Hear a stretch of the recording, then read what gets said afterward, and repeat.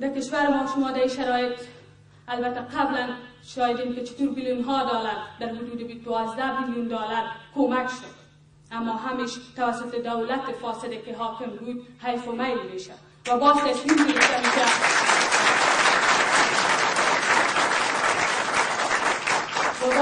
گرفته میشه که در جلسه لندن باز مستقیما بیشتر کمک ها به دولت افغانستان برسد، به این دولت که در چند سال بعد از رژیم شوم طالبان امتحان خود به مردم ما داد.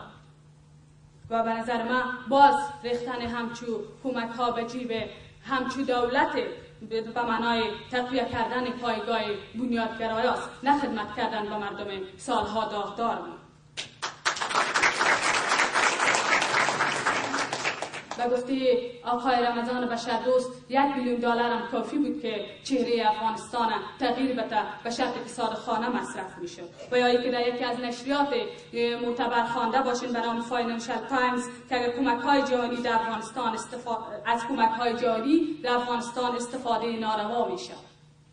این واقعیتایی است که نه تنها مردم ما میگه بلکه مردم دنیا هم متوجهش است و یگانه آرزوی مردم ما است که جامعه جهانی این کمک ها را که میده به مردم ما یا به دولت افغانستان باید با مسئولیت برخورد کنند و باید بازپرس صورت بگیرد. حداقل از کمک هایی که قبلا شده بود چرا تغییر در زندگی وضعیت مردم ما در این زندگی رقتبارشان که فقیرانه با فقر و بی‌امنیتی دست پنجه نرم میکنن چرا کوچکترین اثر دیده نمیشه؟ در این شرایطی است که مردم ما از سرما در چند کیلومتری ارگ جان خود از دست میده. در این سفری که من این طرف داشتم شاهد هستم که یک تعداد مهاجرین ما به افغانستان عودت کردن در سر اون کمبودات و نارسایی‌هایی که در اونجا است و از زندگی رقتباری که داشتن اطفال عزیز خود چند تایشه از دست دادن. و یا میبینیم 90% مردم ما از بیسوادی رنج میبرند. مشکلات صحی که بر اساس گزارش یونیسف که در حدود بیشتر از 700 طفل و 70 زن روزانه به خاطر عدم دسترسی به خدمات صحی جان خود از دست میدن. این به هیچ یک از ما شما آسان نیست. و در این شرایط باز میبینیم که در کابل سیتی سنترها ساخته میشه صرف به خاطر از اینکه نشان بدن که در افغانستان دیگه بخیر دموکراسی است و مردم امنیت است و آرامش است و اون سیتی سنترها ساخته میشه، در حالی که میبینیم مردم ما از بی‌دوایی و فقر جان خود از دست میدن.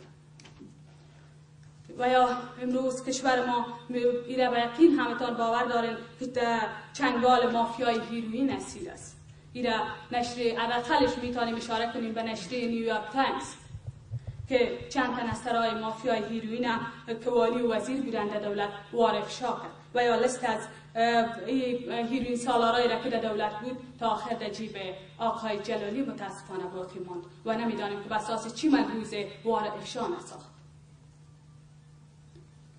و یا میبینیم که در این شرایط از طرف دولت حکم داده میشه که دهقانای فقیر ما باید خشخاش یا تریاک کش نکنن، اما از طرف دیگر والی محترم و ولایت یکی از قاچاقبرای مشهور مواد مخدر می باشد.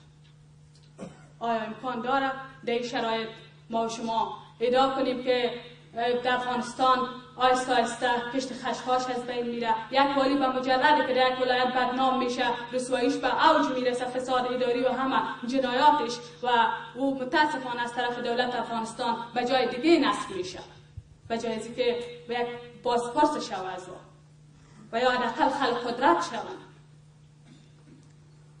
و یا در کشور ما به جای از اینکه سرای جنایتکار پرچم خلق و مخصوصا ائتلاف شمال که بنابر خواست دیرینه مردم ما و شما و همچنان سازمان‌های بین المللی حقوق بشری باید به محاکمه کشانده شوند، می‌بینیم که چطور با بی‌شرمی تمام به مقامات بالایی دولت و پارلمان جا داده میشن. و یا در رأس قوه قضاییش می‌بینیم چی نوع فردی قرار داره. حتما همتان با ماهیت از او با افکار از او آشنا هستین. فرد بی‌سواد قرون وسطایی فکر وابسته به حزب تروریست گلبدین، کسی که تمام مسئلهش جلوگیری از کیبل می‌سازد و یا حمله به حقوق زنان و یا ضد موزیک.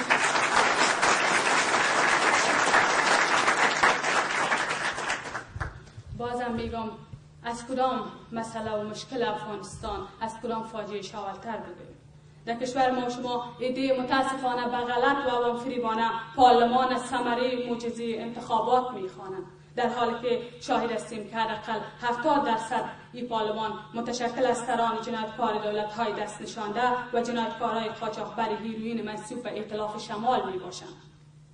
و این پارلمان از نظر مردم ما در حقیقت پارلمانی است که وسیله است که حاکمیت جنایتکارا را در مسند قانون میخواهد متحقق بسازد.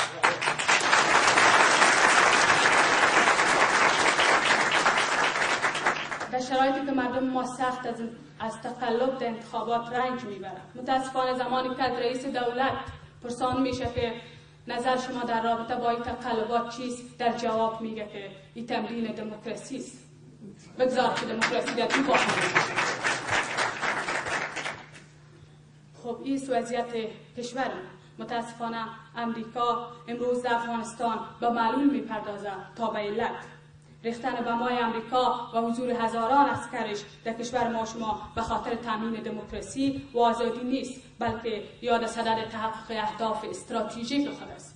این نه تنها ما شما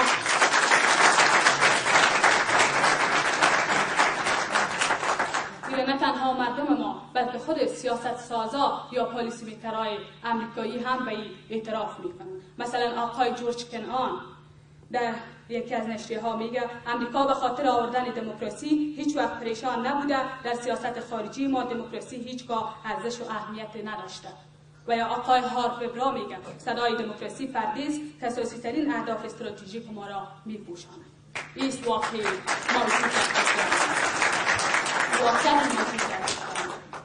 و به نظر من استقرار دموکراسی و غلبه به تروریسم بنیادگرایی فقط با نیروی اکثریت مردم مظلوم ما شما میسر است. و این زمانی عملی خواهد بود که امریکا و متحدانش از هر گونه کمک به عناصر و گروه‌های ضد دموکراسی خاطرانه و صادقانه دست بگیرند.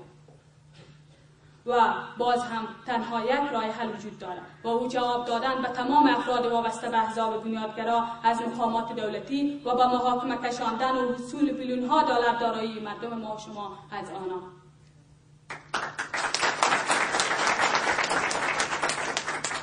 ما که به اساس اعتماد فقیرترین مردم خود به پارلمان راه یافتیم، یگانه دلیلش میخوایم بگویم که اولا صحبتایم در لوی جلگه تصویب قانون اساسی بود که مردم ما یک بار دیگه این مسئولیت بزرگ به دوش ما سپردن و مرا به صفت باز هم میگم تکرارن که ترجمان دردهایشان به پارلمان فرستادن. دلیل عضویت میست که بتانم ماهیت ضد دموکراتی و ضد مردمی پارلمان از تریبیون خود پارلمان افشا بسازم. در غیر از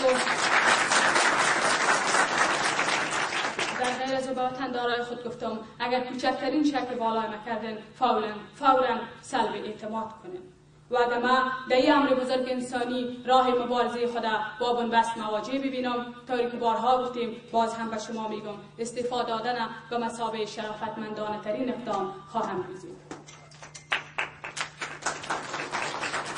و باز هم به شما اطمینان میتم که تا آخر جانب حقیقت خواهد گرفتم طوری که بارها با وطندارای گفتیم و هرگز در سطح روشنفکرها و سیاستمدارای ضد مردمی سقوط نخواهد کردم که صرف به خاطر زنده ماندن و خلاصه غرض دیگه باشه و تن به سازش با دشمنای مردم ما و یا حامیان منطقوی و بین المللی از و تن به سازش میتن. ما هرگز این انگ قبول نخواهد کردم و امروز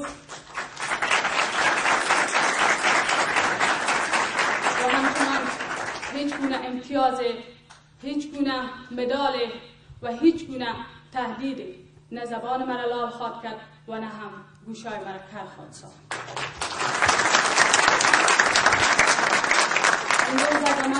امروز اگر من ناله کوچک مردم خود هستم، یگانه آرزویم ایست که فردا و فریاد مردم داغدار خود باشم، نه گل یخن جنایتکارا. و باز هم به گفته برشت و به صحبتهای خود خاتمه میبخشم که نمیخوایم با نگفتن حقایق تبهکار باشم. تشکر.